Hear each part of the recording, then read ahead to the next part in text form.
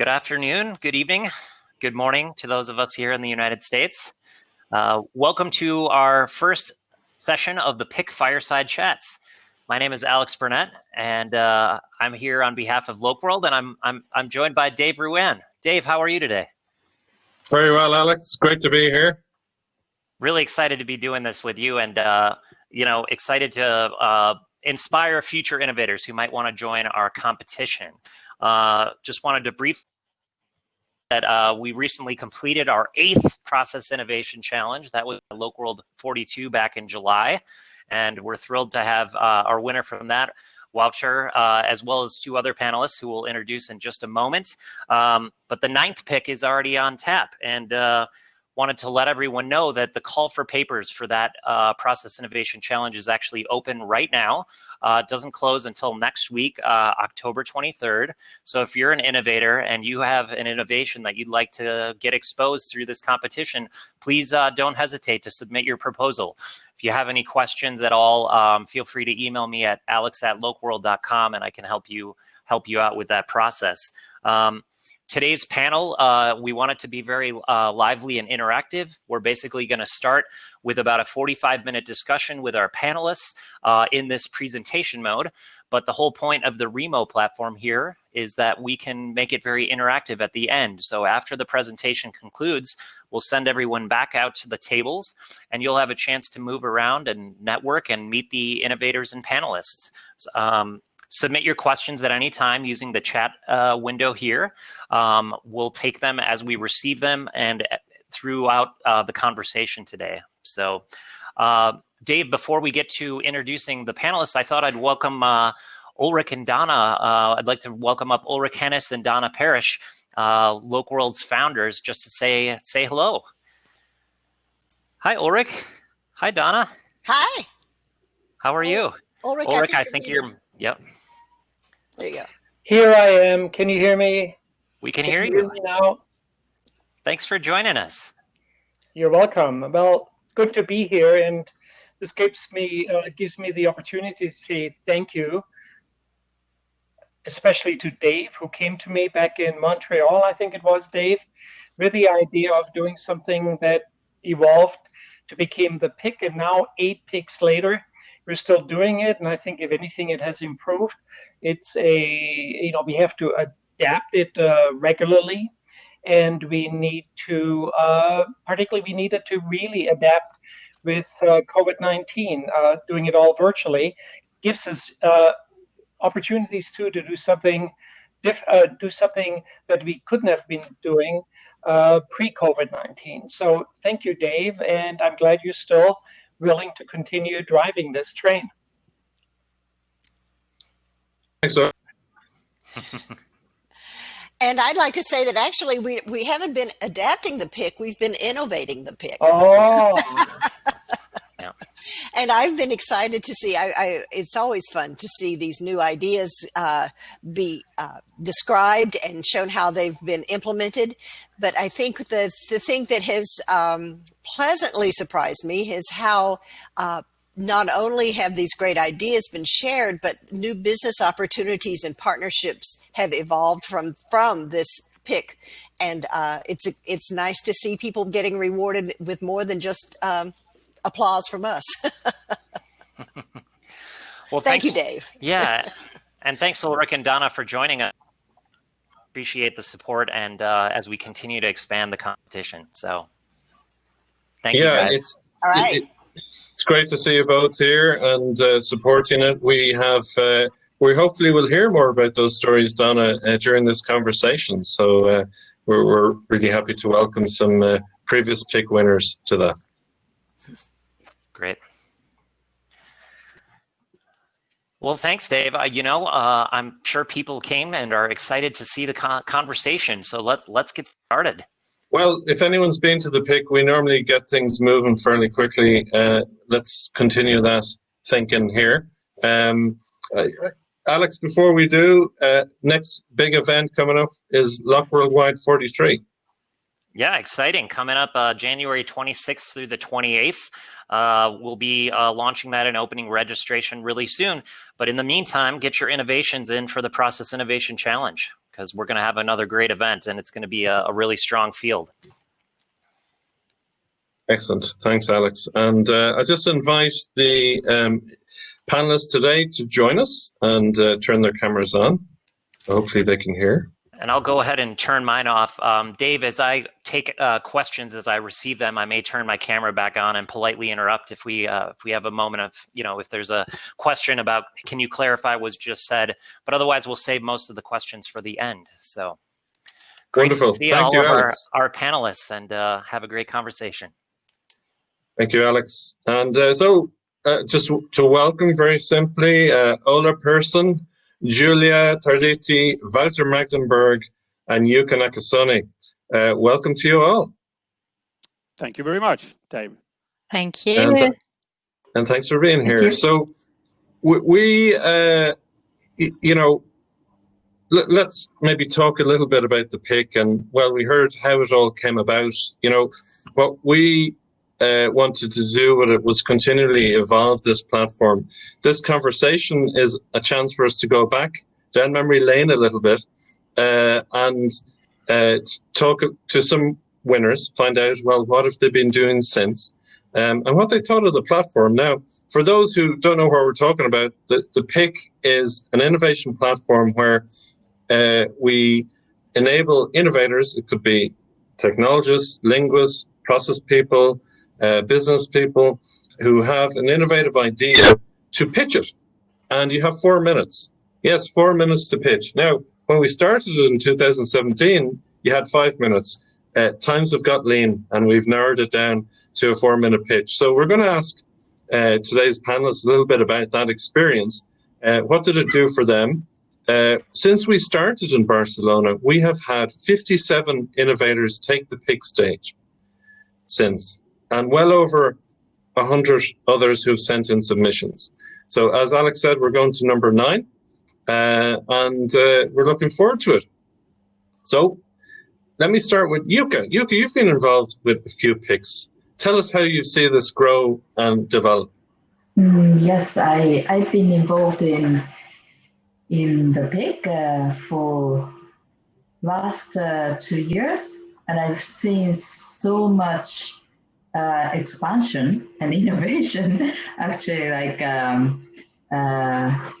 like they said, it's been a journey of myself as well, because I started to see the innovation from different angles, and I studied about innovation and applying what I learned in my life as well.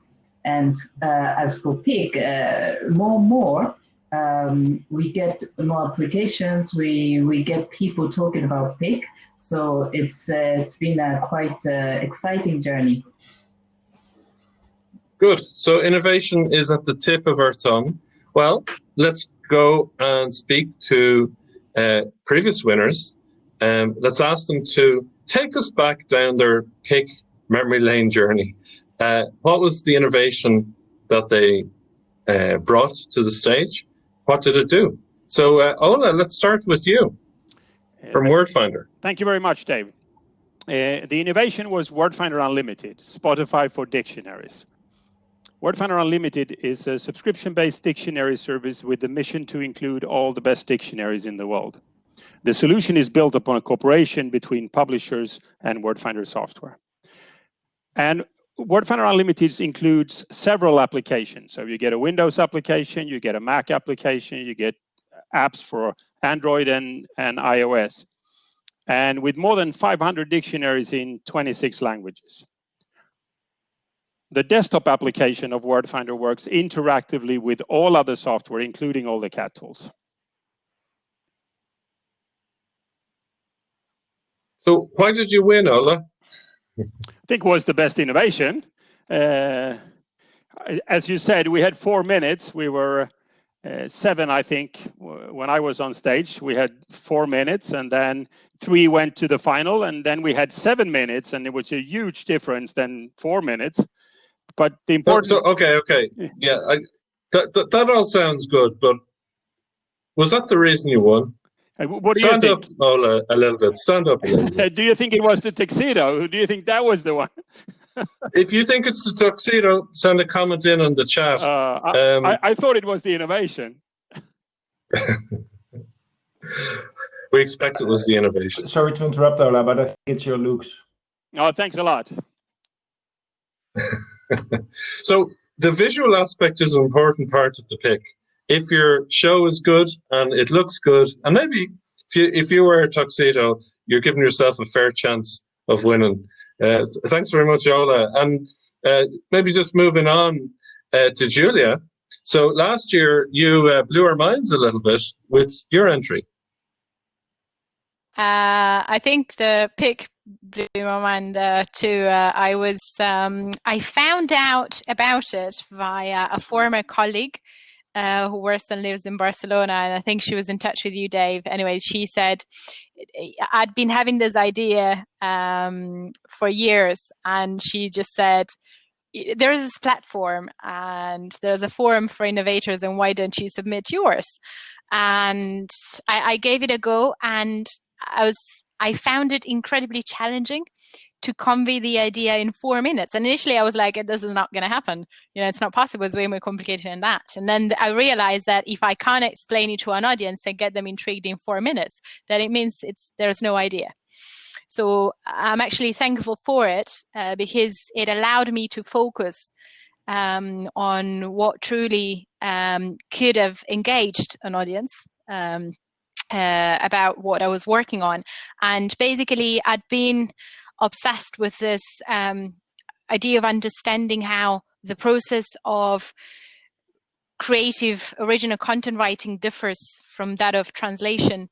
And I'd been hypothesizing whether there was anything inherent to the process that stops us from producing something that doesn't sound translated. And so the company I lead localization at, which is Monese, a mobile banking product, we tried to do an A/B test where we localized our app 2 ways, one in the standard way and the other way by not showing the source text to translators, and see what happened. And so at the PIC, I presented the possibility. Of course, transcreation is not new. It's been there for a while, but I guess what I wanted to show is that it can be done source-free using existing translation softwares, and just by tweaking them a little bit. And I wanted to show that the results were promising, and that the conversion to whatever the goal of that screen was had seen a positive impact when translations were done source-free. And it did have an impact on the audience, and then you won the event and got a lot of kudos for your brave idea, which you could back up. And Wouter, we don't have to go too far down memory lane to remember your innovation, but just can you remind the audience? Yeah, well, thanks, Dave. We had the Textual Media won this year, the 2020 edition, so just a few months ago. And our idea is all about the technology that we developed to turn structured content, to start with, into videos. So the whole idea, the concept of Textual Media to start with is about having people normally read or maybe read manuals and instructions, and we tend to watch more.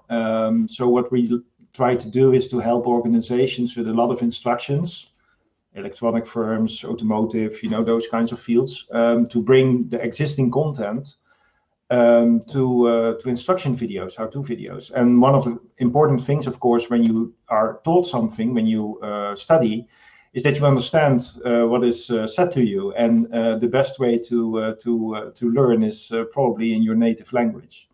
And that's where you hit video production, because if companies start to create videos, they normally start with their own native language or international English.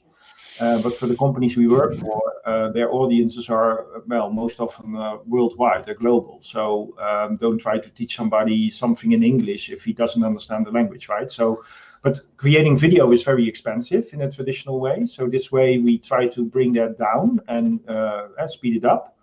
And we use also the translations that already exist within the organization. When they, for instance, create localized manuals, and we can reuse the text of those manuals. It's not always the most ideal method. And that's why we also added something else to our product, and that is when we ingest the original text, let's say US English or International English, for making a video, we need a timeline. And the timeline is often based on the audio. So what we need to do is to first create the audio, and let's say we can do it in various ways. Let's do automatically text-to-speech, synthesizer voices, and those differ, of course, per language. And what we now can do is that we also change the language automatically by just machine translation, and that's not ideal, but that gives us a first timeline, and then we can send the draft videos localized back to the organizations, and then they start improving, of course, the language, and then they create the real original final videos with it. But this process goes far faster and in context than just having your text translated totally without video, and then it's just text and people don't have a clue. It's not a story that is told. It's not. Who reads text anymore, right? Yeah. So that's where you focused your attention. You presented this to the PIC audience back in July, yeah. and got some really good kudos. Yeah. Thanks very much, Wouter. Let's maybe stick with you if you like, and well, what has the PIC done for you? I'm assuming your memory is still fresh to tell us a little bit about what's happened since. Yeah, well, the PIC helped us big time, and especially our dragon, who is here, Yuka. And it helps, of course, to make sure that your story is limited to those 4 minutes, and that very complex stuff becomes, well, easy to understand within that time frame, but also that the value of your innovation becomes clear. And that's somehow we got it across, right? Because we won the PIC this year. So that's what the PIC does for us. And of course, it also helps because it provides a podium to you, not only during the event, but also afterwards, and also events like this. And we like innovation, so we like to meet innovators as well, of course.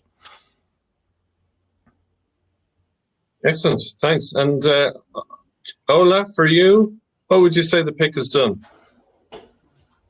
Or what's happened since? Yeah, it was of course very important to manage to get the message through in 4 minutes, and then by winning, that was giving the awareness to the industry, and also telling us that we were doing the right thing. So it's been a great help, actually, very, very good.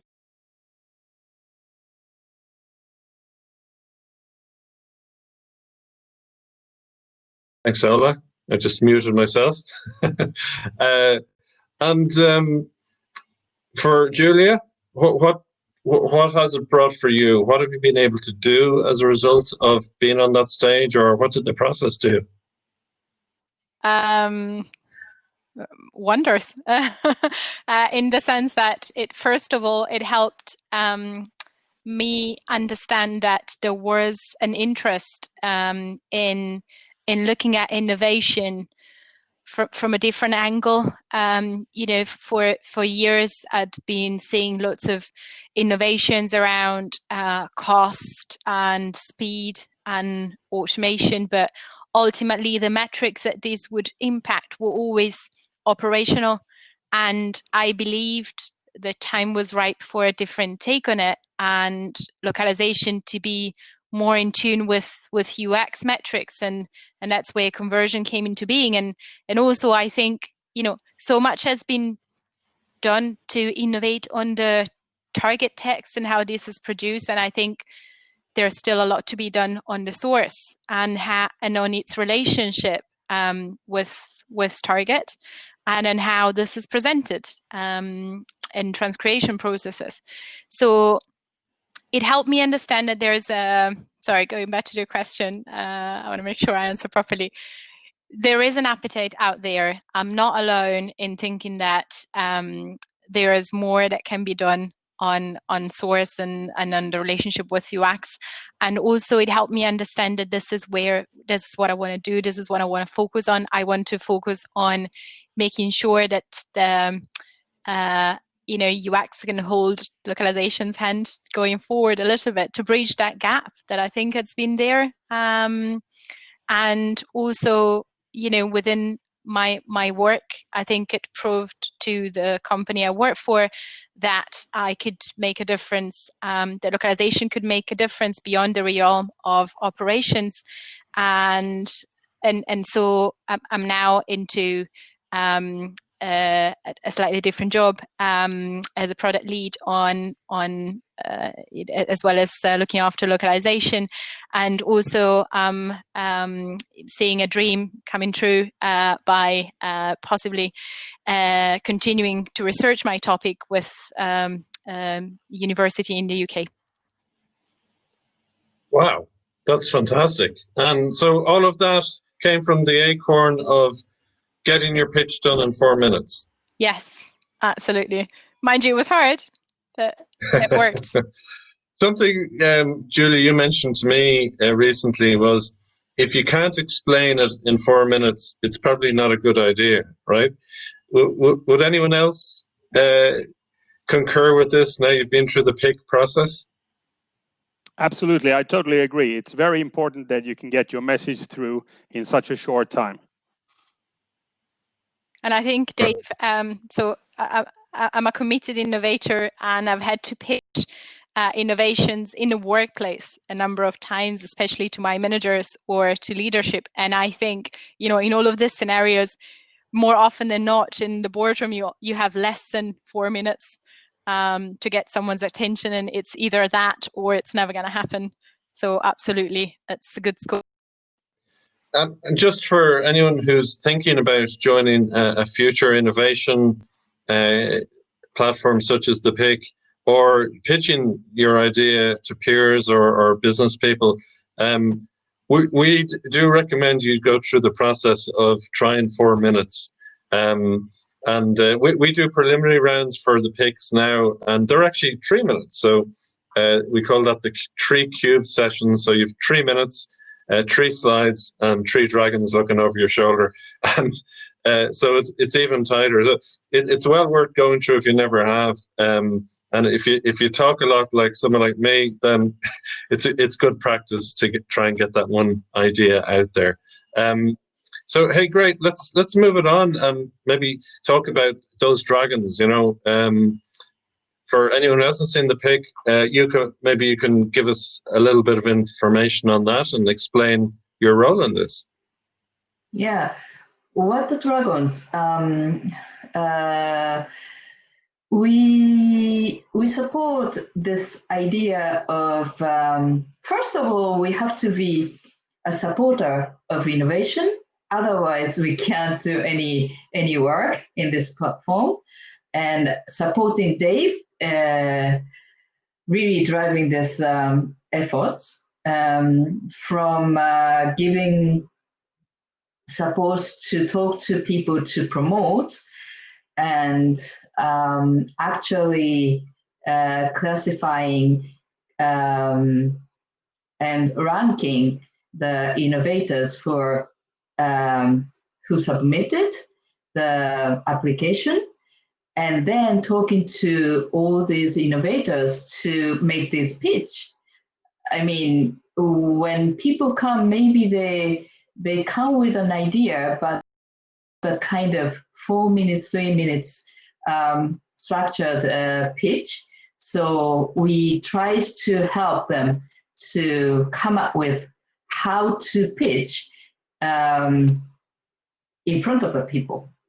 So that's what we do. And on stage, of course, we do the show. I mean, we try to make shine or make, I don't know, kill the innovators. Talking about what's your point, what's your innovation. We don't see it, and that's what we do, right? Yeah, and I think it's an important point, isn't it, that the idea here is that there's a little bit of incubation happening. So if the idea is raw and it needs a bit of guidance, then you have that opportunity. And so I think it's a very important role that's played. And where do you get your inspiration from about innovation, Yuka? Lots of places, and actually, I read some books. I read some blogs, and I talk to innovators. And for example, this I can highly recommend. It's reverse, so you can read it. It's innovation as usual. And this is how to help your people bring great ideas to life. And I read this kind of book. It's a very great book. And the author, Pat Miller, is in Barcelona as well, and I'm in contact. These innovative people who are driving innovations are source of my inspiration as well. I was invited to talk about innovation, not about globalization, localization, but in Barcelona, I talked about innovation this month. So that's what I do. Excellent, thank you, Yuka. Very interesting. I have a book as well. Just This is another good innovation book if anyone's interested. Slightly shorter, but a bit more contemporary. But the Paddy Miller book is a very good one as well. And we can provide information to anyone who's interested in those. By the way, if you have any questions, please just send them in through the Q&A or the chat as well, and we'll pick them up and they can join in on the conversation. So let's keep it moving. Thank you, Yuka. And, why is it, very obvious question. So let's keep the answers less obvious. But why is it even more important these days? And let's talk about what your thoughts are on innovation and some of those trends that you see. And let's kick this off with Wouter.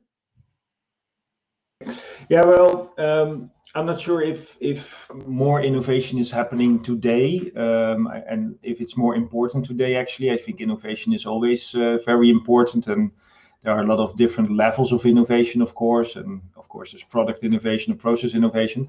But I think that it's almost maybe easier to innovate, at least in the field that I am active, which is mostly in software space.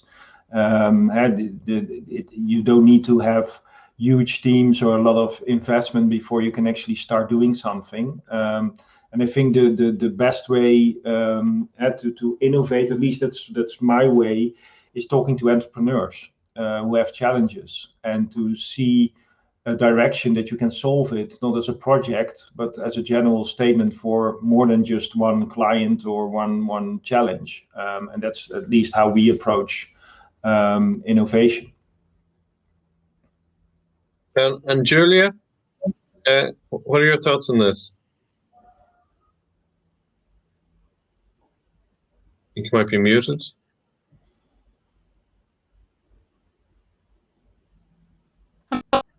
Froze for me for a second. Oh, we're always due one gremlin. I didn't hear the question, Dave. Yeah, so we're talking about, why is innovation even more important these days, and some of those trends that you're seeing within innovation. Where are things going? I definitely think innovation is ever more important in a moment like this, where whether we like it or not, and independently of the industry we're in, the companies that don't have innovation at the forefront of what they do are going to be out of business. And it's just, it is what it is, and it's harsh, but I think more than ever, innovation needs to be the number one priority for the business, and where they can really differentiate. And it's not just for business, I think it's also for people.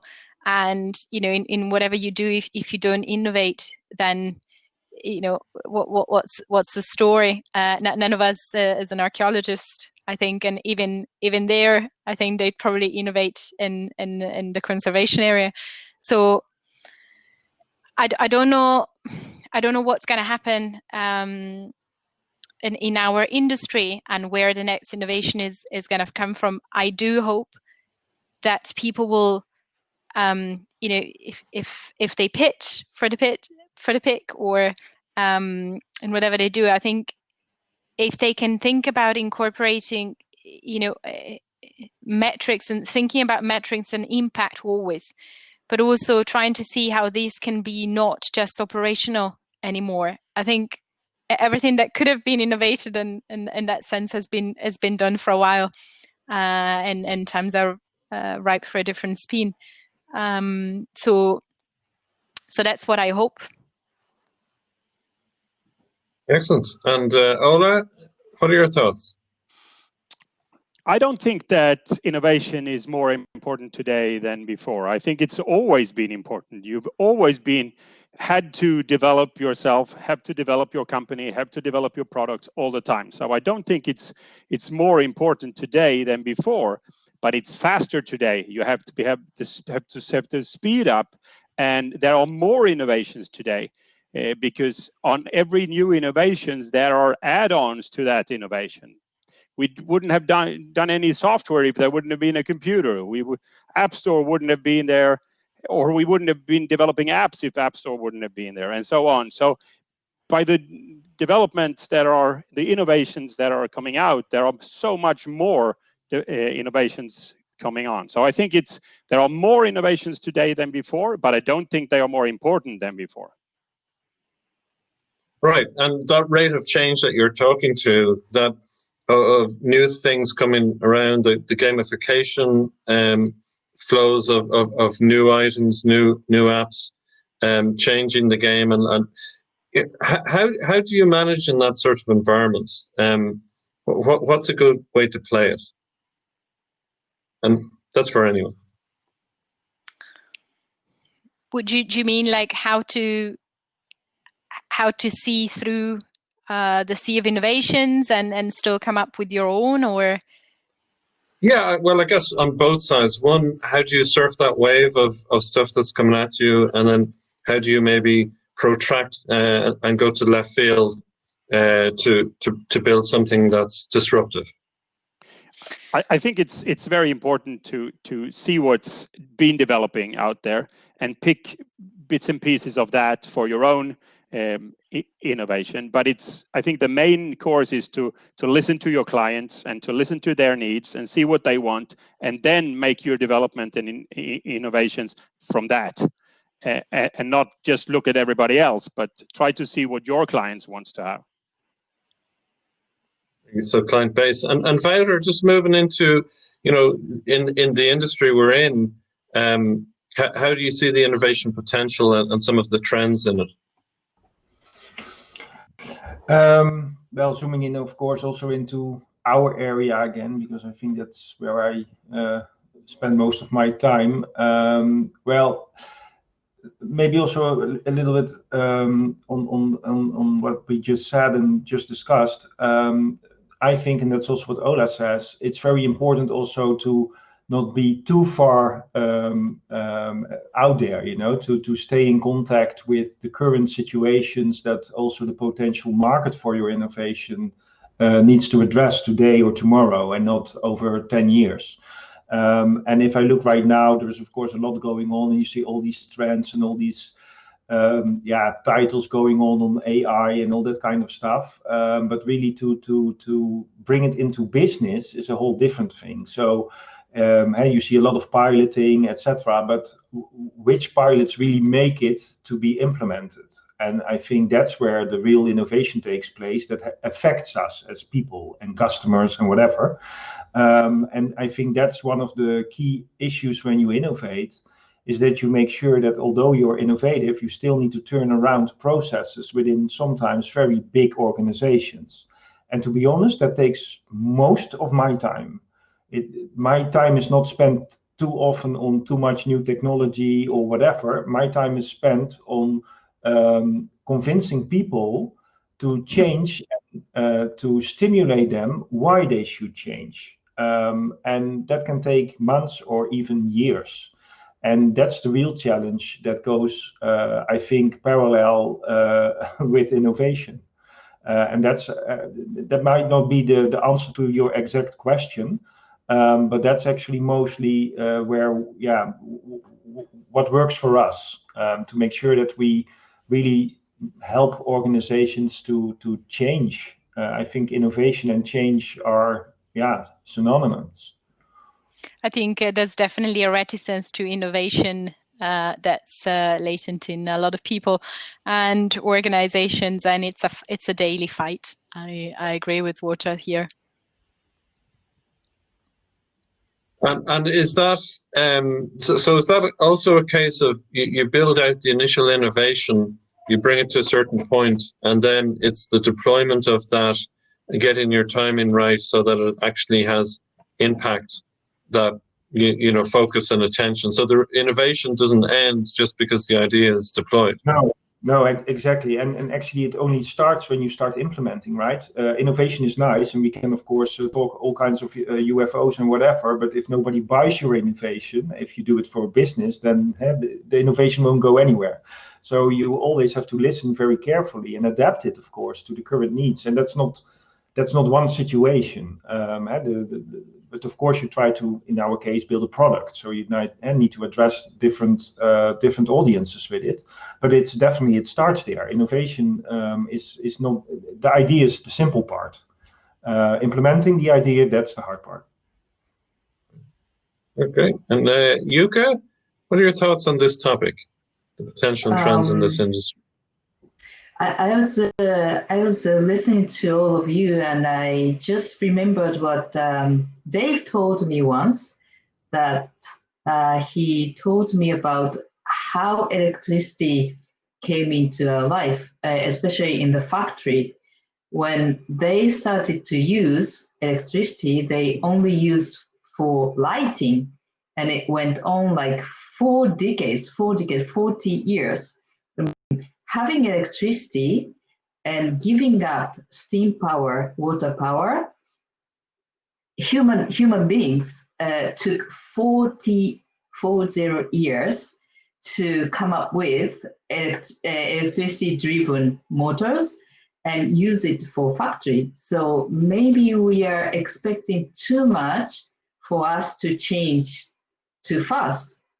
And now that the world is going very fast, much faster than before, and if I think of how we are evolving, maybe we are adapting things much faster than before, but we are not valuing that.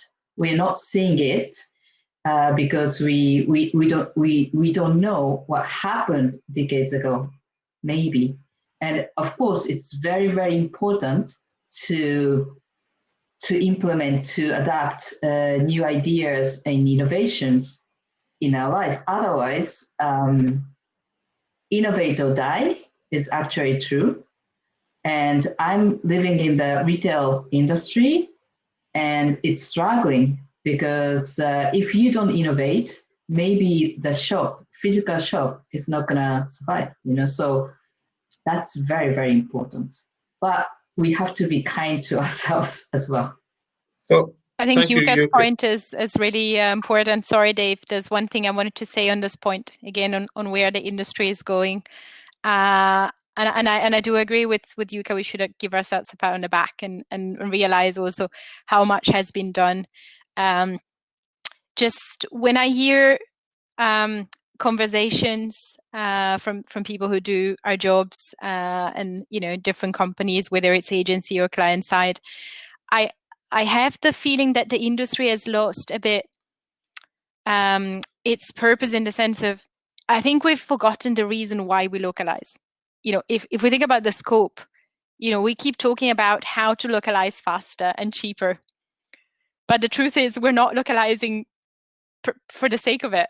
Right? Like it's all about the experience, and to offer a native experience to someone, like a genuine local experience, and that's where I think the biggest opportunity in terms of innovation lies. Yeah, so outcome-based, getting that experience to map to maybe where the source marketing team are based, mapping that out in the case of marketing materials, and ensuring that the experience is as good or better, and certainly local. Ola, any thoughts on this? I think there are great potentials for new innovations in this industry, as in other industries as well. It's only your imagination that puts the limits of what you can innovate. So, but once again, I agree with Wouter. It's the clients, the users. You have to see that you have your users with you all the time. And it's very interesting that what Yuka says as well, that it takes time. Just look at the electronic cars that we have today. How many, that engine was ready 50 years ago, but all the petrol companies have been fighting against it. So we are fighting against innovations all the time. And we have to let the innovations come. But there is always somebody making money on the old innovation, and they don't want to let it go. They want to continue to make money on that. So that is very important to understand. There have been a lot of innovations that haven't really hit because there are other older innovations that make money on that, and they are doing everything to destroy the new innovations. The Kodak scenario, right? And that's really interesting, like that deployment argument, the timing, getting your timing right, and having a good idea, but making sure it can be executed and it's the right time. I think that resonates very well. And it sounds like for all of you, that's been the case currently and previous. There's a question come in for Giulia, which I'll just bring into the conversation. And Giulia, so the question is, have you seen interest from localization teams, managers at other companies in your approach to the source text-free process? And thanks, Catherine, for that. Yes, I think so. It has been, there was a lot of interest initially after the PIC, but more in the sense of let's benchmark, let's brainstorm, I do your job at another company, help me out. And then it died out a bit in, let's say, July, August. And then from September onwards, I had a number of companies reaching out and saying, like, could you maybe consult and help us see whether there is a way we can incorporate your approach into what we do, or helping us understand if it is for us and how we can adapt it. Yeah, there's been interest, I need to say. Excellent. And have you seen implementation from other people, or heard of other people moving down the road of implementation, maybe even as a result of what they saw? Yes, a couple of people. Actually, we had a webinar with Vistatech a couple of months back, and there was another person, Gosha, who had tried to test the approach internally with her team, localizing softwares. And she had seen promising results, and she had taken it a bit further in looking at whether the source-free approach could be used as a way to measure quality. We'd been discussing this. So to sort of, let's say, compare a translation done without seeing the source to the same translation done by seeing the source, and assuming that the source-free translation would be the winner in terms of sounding natural and more local, then how good are the other 4 translations done in a standard fashion? So I guess I've seen applications, and it's been interesting and eye-opening. And to be honest, I've now that I'm looking at working with university on researching this further, I think it's interesting to see how people's takes on this has reshaped my idea and given it a different spin and angle. Because it's, more often than not, you say A, I say B, but the real answer is C. That's a winning one. So absolutely. I keep turning it in my head and giving it different spins and ideas. But there's been an interest, and people have attempted this independently as well, which is great. Thank you very much, Giulia. That sounds fantastic. It's all, one of the ideas of the PIC was these nuggets of innovation. Let's give them a platform and see if they start to spread out, get picked up by other people, and go somewhere. And it certainly sounds like that's been the case there. There's another question for you, which I'll just ask the person to maybe join you at the networking table in about 5 minutes and ask that question there, so that we can just, wrap this section up shortly. And yeah, it's the advice question. What advice would you give to innovators these days, and in particular if they're thinking about entering a platform like the PIC or putting a pitch together? So Wouter, would you kick us off on that? What advice would you give to innovators these days? Be determined, and I think that's already, of course, explained why, because things take time. And also listen to the market. If you at least are innovating for the market, of course. I'm a business guy, I'm an entrepreneur, so it's not always the case, of course. But I think be determined is definitely the quality you need to have. Otherwise, it stays with an idea.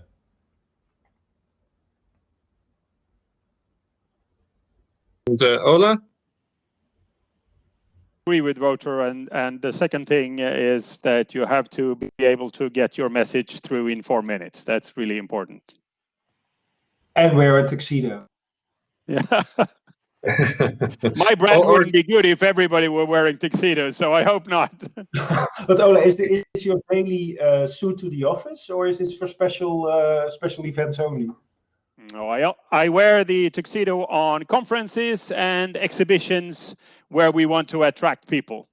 And of course on the dance floor as well. Oh. So we mentioned the virtual networking tables. We'll be joining them in just a couple of minutes. I don't believe there's a dance floor, but it doesn't stop you making some moves at the table. Anyone who wants to do a quick boogie. So thanks for that. And Yuka, what are your thoughts on advice for people thinking about getting involved in this? Just do it. Even if you have doubt, just try. It's again, innovation is iteration. I'm not talking about Edison's iteration of 900 times or 1,000 times, but you can iterate. So just enter and get consulted and keep on going. That's my advice. Okay, it's as simple as that. Where to from here? What do you see? Can I also say first, just one thing? So if you want to go for the PIC, I think it's important to do first. It needs to be something that you truly believe in. Again, going back to Wouter's point, being determined, but also it needs to be something that you truly believe is going to can change the industry. And the second is try and think about what sort of investors would be interested, and how to spin it in a way that would attract investment. I think it's important. Even just theoretically, it will help shape the pitch.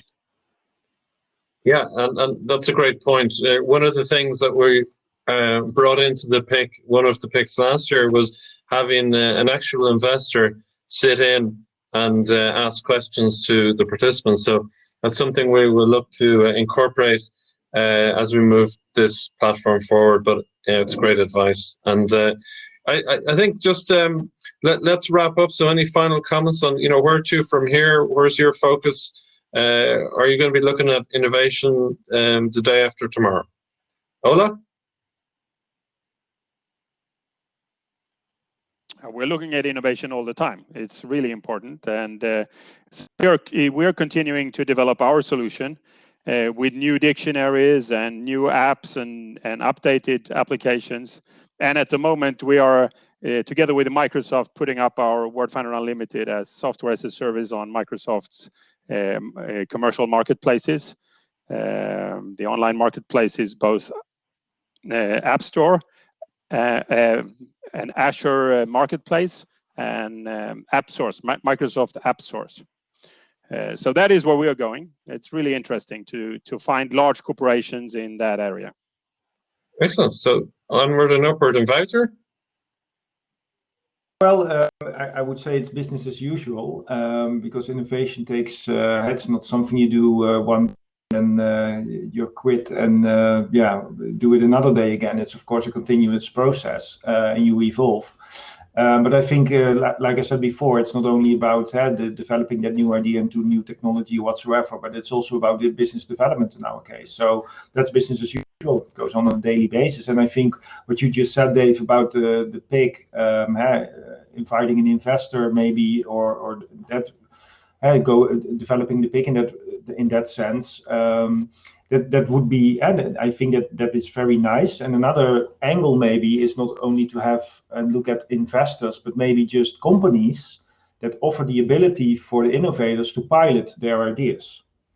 And that's something else than an investor. That's the opportunity to test drive and to fine-tune your ideas into something that it suits organizations or teams or whatever. And maybe some matchmaking in that sense might be nice if the PIC is also going in that direction. Excellent. Thanks very much, Wouter. And Giulia, any last thoughts? And where to from here? I think I can't wait to speak to the people who have come here today. I think next is we can hear from them.